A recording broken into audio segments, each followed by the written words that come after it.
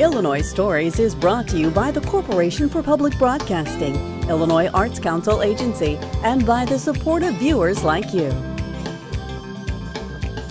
Thank you. Hello, welcome to Illinois Stories. I'm Mark McDonald in Springfield. Imagine yourself blind at birth and not really being able to make sense of the world until 24 years later. You wake up from a surgery and your eyesight is good enough that you're able to get your driver's license. Well, that's the story about Danny Sullivan. It's also a story about his brother David Sullivan and their family and how it's been impacted by the advancements in medicine. Danny Sullivan, after 24 years of struggling through bad eyesight and probably being barely able to identify most things around you your whole life, one day you wake up at a hospital, you're 24 years old, and you find out what the world really looks like. What did that feel like? It's unlike anything else. Absolutely beautiful. Like the simplest things would take my breath away. Like just driving by and being able to see every blade of grass, how the sun shines and glares off things is really beautiful. Oh, it is, isn't it? I mean, we all take it for granted because most of us had good sight from birth, and we don't, and you, I mean, you were doing okay. It's not like you weren't getting through school and you were, doing well in school, but man, you were missing a lot, weren't you? Yeah. I mean, I could see things, up to 16 inches away from my face, but after that, it's a little bit of a blur, hard to focus on things. Yeah. Now, at 24 years old, you got your driver's license, you're driving now, and you're working. Yeah, yeah. So, okay, so tell me about driving and working.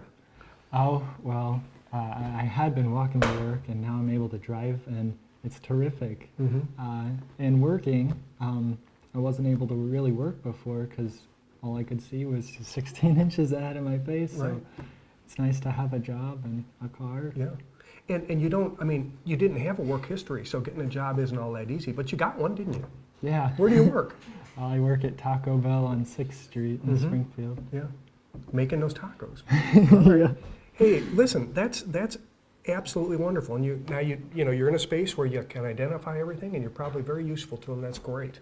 But tell me about enjoying the world, because you're the kind of guy that always has done that. You've always made the most of everything. But the reason I know that about you is because you've already written a book, and you're working on number 2.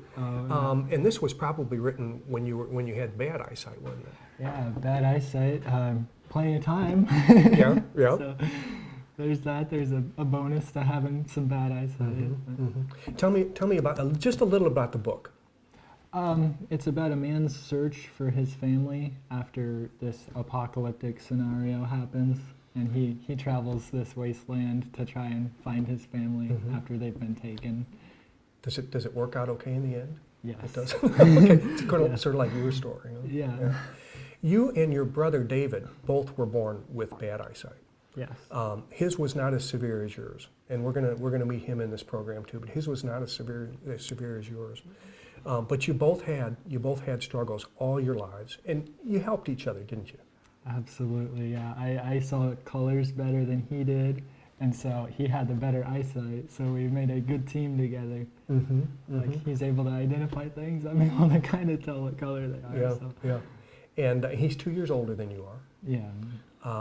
And another thing that makes this very interesting is the fact that the doctor who did your lens transplant surgery is a member of your family. Yeah, my cousin Michael Jones. Yeah, and we're going to meet him today too, and he can tell us a little bit more about the whole procedure.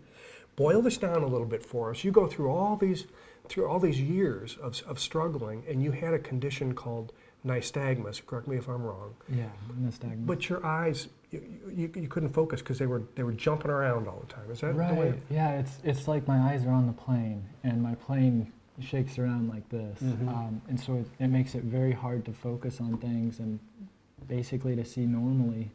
I see, I did see just a wobbly little plane of movement, and so hard to focus on faces and hard to tell what's happening around me. Yeah. And as we look at some of these pictures of you as, before you had your treatments, we can see that your eyes weren't, you were trying to find the camera to look into the camera, but you weren't. Your eyes were playing tricks on you. And you lived with that all day, every day for years. How did you find out about this treatment that was going to help you through that part of it? Well, me and my mom found out this organization called American Nystagmus Network, and we went out to one of their conferences 2 years ago in New Orleans, and we had this speaker, Dr. Hurdle, who does this nystagmus surgery, and so we figured that out, and I got an appointment soon after, and then had the surgery with him, and then I was able to have the surgery with Michael because of the first surgery. Mm-hmm. And Michael's your cousin again, right? Yeah. Yeah.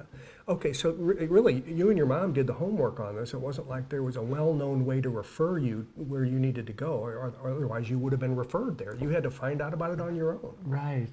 Not too many people have nystagmus, so it's not a really well-known surgery procedure. Mm-hmm. So, yeah. Okay, so there was a period, okay, so then you got that part behind you, but then you knew that you still needed this lens replacement, right? Right. You know who to go to for that one. Yeah, that's where my dad... The best doctor in the Midwest, right? My dad's like, hey, we should go see your cousin Michael, and sure enough, we did, and here we are. Yeah, he practices in St. Louis, doesn't he? Yeah. Okay, and he's going to come by here, and he's going to talk to us about that procedure as well. We're going to, like I said, we're going to hear from a lot of people, but Danny, it's refreshing to hear you talk about it. And I think just meeting your family is going to be a rewarding experience. Congratulations. I want to show one other thing before you go. In your driving, you are required to wear these, right? Those don't look like they'd be much fun. What do those do for you? They make me look silly, but they make me be able to drive as well. They're red lenses, and they help dim down the normal light of every day to a manageable sight for me to be able to see. Yeah. Yeah. Well, congratulations. Thanks for the visit. Yeah. Thank you very much. Well, David, it's been quite a life for you and your brother together, hasn't it? Oh, yeah. You know, brothers always share a lot, but not too many of them have shared what you two share, which is that bad eyesight, especially as little kids, because I'm sure as a little kid you don't really understand that. You just know that you're different and that you're not getting along, Yeah. And so you probably leaned on each other a whole lot, didn't you? Oh, yeah. What was it like growing up? Oh man, we worked together on everything. We do everything together. He's a great little brother. He needed guidance though too, didn't he? Oh yeah. Because like I mentioned, you both had bad eyesight, but his was almost debilitating. Where I mean, if you can only see 16 inches in front of your face, there's a lot of things you just can't do. Oh yeah. It never really stopped him from trying, at least. I'm surprised he lived through it. Oh yeah. He was a pretty brave kid, wasn't he? Oh yeah. Yeah. Give me an example or two of how you helped each other through the years. You both went to Petersburg grade school, and then you went to Porter High School. So you were always 2 years apart. You were 2 years ahead. And I imagine he looked to you for a lot. I know that we always play. I realize this is probably not the best example, but we played basketball together all the time, and we were always on the same team. And I don't know how, but he could drain threes all day. So I would have to get the rebounds or whatever, and so I'd just pass off to him. And even though he couldn't see the basket? He can't see the basket. He's swishing threes. It's crazy. You also helped him out a little bit, like you used to be in theater, right? Mm-hmm. And you helped him get involved in that. Oh yeah, he did. I did stage crew all 4 years of high school, and he joined up, and he ran the curtain for him, and he just Johnny on the spot most of the time. You never missed a cue, huh? Never missed. Well, maybe I once or wouldn't say twice. never, but yeah. Well, that's a good thing for him though, because he didn't have to find the curtain. He knew where the curtain was. He just had to be there. Yeah. Be on cue. You two have so much in common because you both had this nystagmus condition, and you both had it operated on in the same day. Yeah. Well, were you first or was he first? He was first, and then. Oh, so they practiced on him guinea first. pig. Yeah. I wanted. Okay, if anybody's surgery is getting messed up, it's this guy. But his worked out very well, and yours did too, right? Oh yeah. How long was it after you had that surgery that you knew it had been a success? I would say a couple of months would have passed, but until like the grainy feeling from the stitches like wore off, and then we were able to see, like when I first saw it, it was pretty cool getting to see everything super sharp. Do you remember what the first thing you saw that you were like, oh my goodness? Oh man, probably Dad's face, and he was like right by our bed when we woke up, and it was like, it was still really grainy or whatever, but it's like, how in the world, like, I have this to look forward to when I'm older, you know? Well, I'm glad you kept a sense of humor about it. Oh, your dad's a handsome man. I know. Yeah. And then you also, you differed in your brother's situation, because then you did not have to have a lens replacement like he did, but you just still needed some further help, didn't you? Yeah. We just, Michael did like LASIK for us, so, and that worked out really well as well. And you've been able to drive, and you've been legally sighted for some time. Yeah. He gave us the lenses Danny showed you. They help see red lights and stuff like brake lights. So I can see them way better now. And you're colorblind, aren't you? Yeah. So that you can't see colors, but your brother can't see objects as well. So you sort of help each other out. Oh yeah. Don't you? Oh, Okay. Thank you. Yep. Well, the family calls you Dr. B.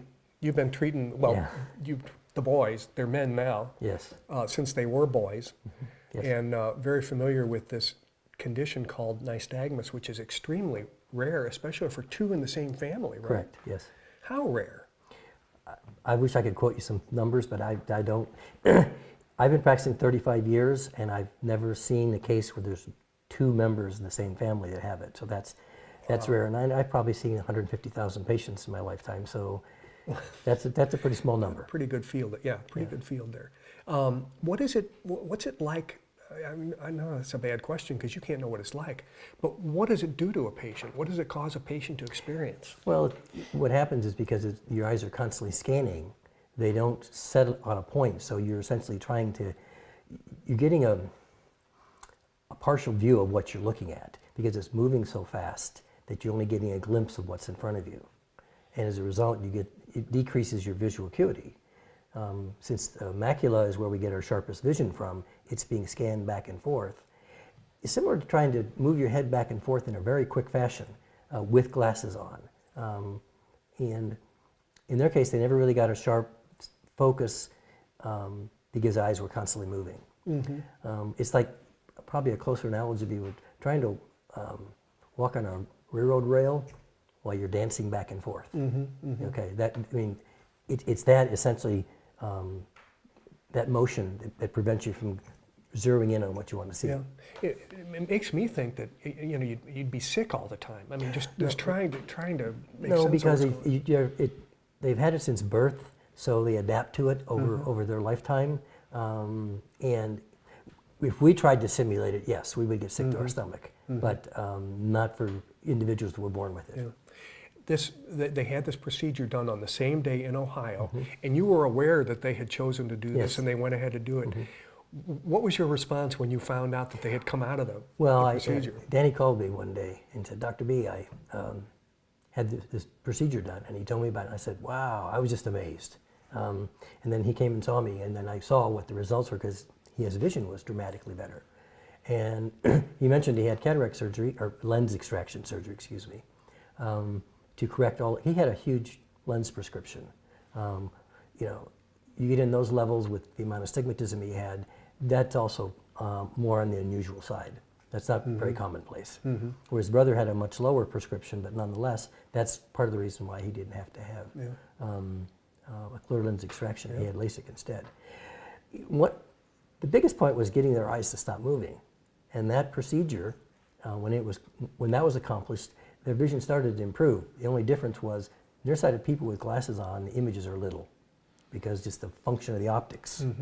And once you correct that with the lens extraction or LASIK, you get a more normal size image and things are bigger. And when you can see something bigger, it looks more normal. You're not sitting there looking at a raisin, you're looking at an orange. So This is very good news for people in the future, isn't it? yes, it is, because when we were talking earlier, that surgery is pretty unique, and sometimes it doesn't get the exposure that it should, because there are procedures that are done out there that are successful, but you don't hear about them. I only heard about it through the family. They said, we found this doctor that does this. And I said, well, go for it. If he can do this, that's going to be the best thing that ever happened to you. Yeah. Dr. B, thanks. You're welcome. Okay.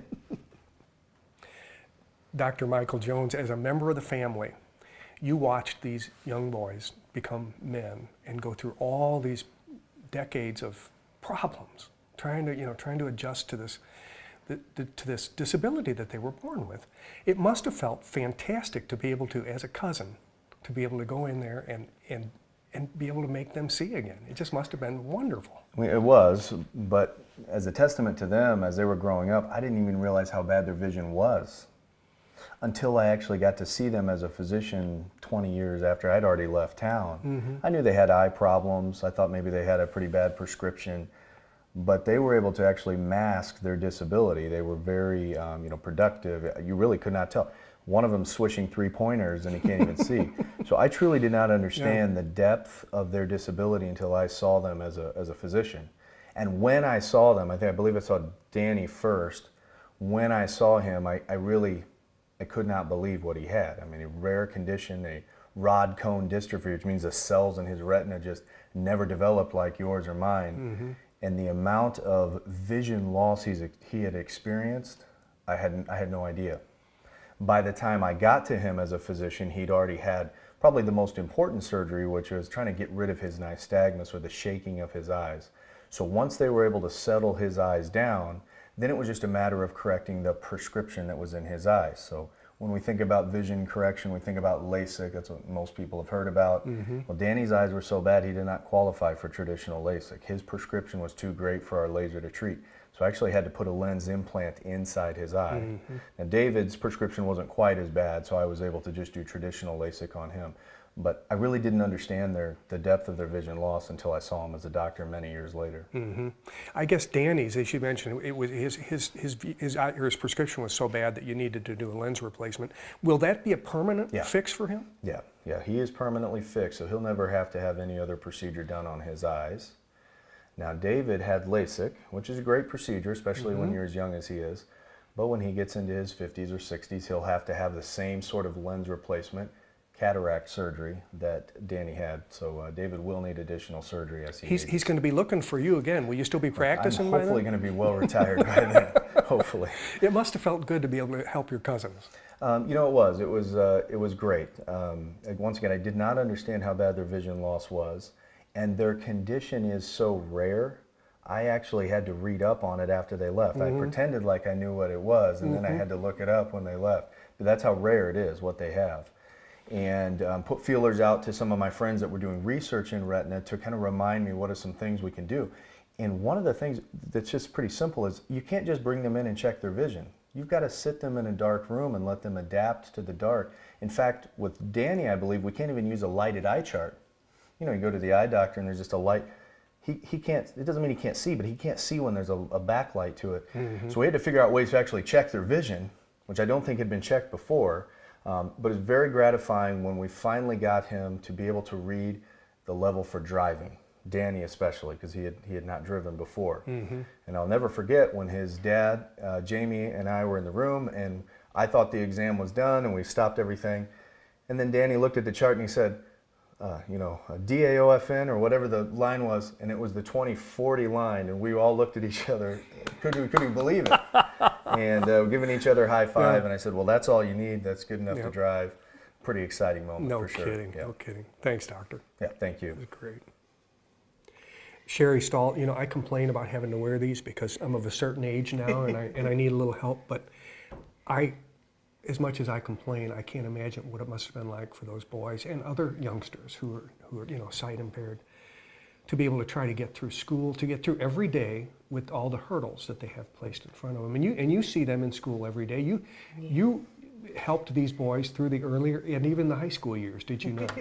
Didn't you? Oh, I started with them when Danny was in kindergarten, David, no, I got that back. I always mistake the two. When David was in kindergarten, Danny was pre-K. And just stayed with them through junior high, high school, sometimes working directly, sometimes just in the background making sure they had what they needed. Yeah.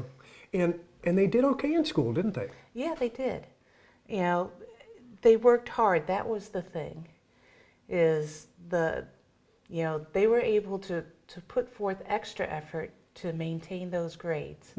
But it was hard work, where, you know, a child with 20/20 vision would be able to see and read those passages and do the worksheet in a quick, easy manner. You know, they're having to put forth extra effort and extra, you know, focus on it to be able to get it done in about double the time. Yeah. Well, you know, as we talk, I'm going to hold up some of the things that they have to deal with that, you know, other kids don't. These magnifiers, these kind of tools which help them. I mean, a telescope. I mean, that's for being able to see math problems on a board, or you know, sentences or problems on the board that they'd be working with. Yeah, so I mean, they're already, like in time, they're already behind because they're trying to find their tools while the other kids are already, you know, they've focused in on things. And they're having to work with so much extra effort that, you know, and hold that focus, trying to decipher what it is they're looking at as it's moving around. That, you know, the strain and fatigue builds on them. So usually by the end of the day or evening, you know, their vision was just kind of done. Yeah. Dr. Jones said that, you know, even as a member of the family, he wasn't aware of how bad their vision was because they were always seemed to be able to do and keep up. And so it's a testament to their, I think, their character and stick-to-itiveness that they were able to just keep going and going and going. Oh, definitely. Definitely. Yeah. I think one of them, or did both of them make, they were honor roll students as well. They were good students. Yeah, they're good students. Well, that's got to make you feel good too. And really it did. And you know, when I work with them, especially in those very early years, that's what we were working on, is how efficiently we can get them to use their vision. You know, helping them to get the tools they need to kind of get that, you know, be able to keep going and stuff. And they did. Yeah. And thanks. Oh, they make me very proud. Well, you should be. Thanks to you and to everybody that had a hand in it. Now they appear to be just fine young men, and they're really doing much better than they ever had. You know, very exciting. Yeah. I was able to, you know, I've kept contact with them over the years through Facebook and everything. So the second I heard about the possibility of the surgery, and I followed them through the whole process, you know, and remind them, you better let me know what your acuity is. I want to hear it, you know. With each step of their surgeries, I was following along and just so excited for him. Well, thank you for visiting with us. That's terrific. Thank you. Well, Jamie, you went through 24 years of probably wondering, you know, is this young man ever going to have the kind of life he deserves? And here it is, just recently you found out that, yeah, he is. Yeah. Feel pretty good, huh? It feels wonderful. It's just been like a roller coaster with, when they were little, we actually had some doctors that, you know, I would tell him, hey, I would love it if he could someday get his license, and they discouraged me from giving him that hope. They actually said, you know, that isn't, unless there's some kind of major medical breakthrough, that isn't going to happen. So when you know, when Michael did that surgery, and you know, David wasn't as bad off as they've said, but when we got the news on Danny, when he took the eye test and he saw 20/40, I just started crying. And, you know, that does a lot for a young man. There's a whole confidence thing, there's an independence thing, and there's just the fact that now he can go on and grow. You know, he's not hemmed in. Yeah, and he's, you can tell he's gaining confidence, you know, with, he's got a job, he's finishing up at Lincoln Land, he's, you know, just everything is coming together for him. He's written a book. I know, we talked about that. We talked about it. You know, I'm really proud of my kids, you know. You should be. There were probably times where it was really rough when they were growing up and you were wondering, how is this ever going to work out? There was one night in particular. Danny had a bad day, and I can't even remember now what it was, but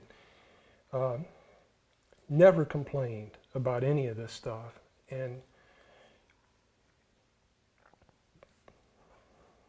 he just had a really bad day, and he said, I just want to be normal. Yeah. And it just hurt. Yeah. Just want to be a normal kid, huh? Yeah. But man, they just, I'm so proud of them. Yeah. Well, you all stuck with it. You all went through a lot together, and it couldn't have been without together. You couldn't have done it, right? You had to do it together. Yeah. And their doctors, Dr. Blumenthal, had the last appointment we had with him. He was in really, really poor health and COPD. The doctors told him he only had like a month to live if he didn't get a double lung transplant. And so he's had a struggle himself. 5 days after he got that news, they were able to get a pair of lungs for him, and he's doing great now. And Michael, when he was born, he had the umbilical cord wrapped around his neck. So when he was born, he was actually clinically dead. Dr. Jones was? Yeah. Oh my God. And they brought him back to life. So, I mean, it's all of these guys, the doctors, my sons, it's all been, you can just kind of feel God kind of, in charge of the whole thing and bringing it all together. And, there's an old song, it's, Lord, don't move my mountain, just give me the strength to climb. Well, thank you. Yeah. Young men, thank you. Dr. B, thank you. Thanks everybody for allowing us to do this. Great story. Thanks, Mark. Just think about it. It must seem like a miracle. All these positive things happening in one time to one group of people. Danny is working and driving now. David's working. They're sharing a house with 2 other friends in Springfield, so they're living independently and on their own and having a great time. And they didn't really know whether life would ever be this good. With another Illinois story in Springfield, I'm Mark McDonald. Thanks for watching.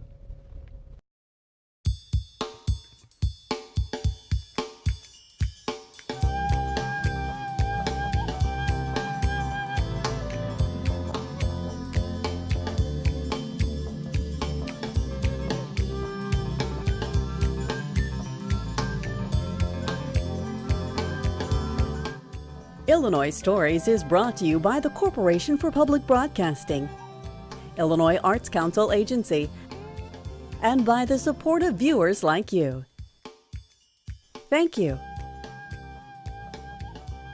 For a DVD copy of the program you've just seen, send $19.95 to P.O. Box 6248, Springfield, Illinois 62708.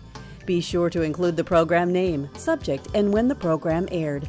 You can also order with your credit card by calling 800-232-3605.